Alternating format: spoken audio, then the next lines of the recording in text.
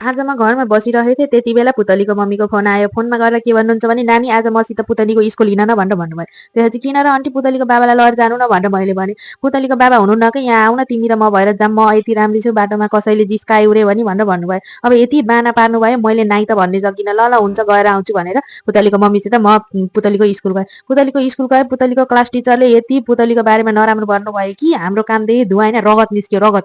अनि त्यसपछि पुतलीको मम्मी र म सुनिरहेको थियौँ। यो पुतलीले अर्काको नास्ता चोरी चोरी खान्छी भनेर भन्नुभयो। त्यसपछि मैले मनमा सोचेँ अब आमै यस्तो चोर्नी हुनुहुन्छ, मेरो घरको नास्ता चोर्नुहुन्छ, छोरीले त चोरिहाल्छ नि भन्ने सोचिरहेको थिएँ। अनि त्यसपछि पुतलीको मम्मीको त्यही बेलामा पुतलीको मम्मी पनि यस्तो मलाई हेर्दै हुनुहुन्थ्यो। अनि मैले पनि पुतलीको मम्मीलाई हेर्दै थिएँ। अनि त्यसपछि त्यही बेलामा क्लास टिचर म्याडमको अब पेन खस्यो भुइँमा। त्यसपछि पुतलीको खुट्टा सिम गएर खस्यो। त्यसपछि पुतलीले पेन उठाएर दिन भन्नुभयो। त्यो पुतलीले हिजो भर्खर पुष्पा फिल्म हेरी थिएँ कि। अनि त्यसपछि त के भन्छ भनेको त घाँटीमा हात लगाएर झुकेगा नै साला पो भन्दी।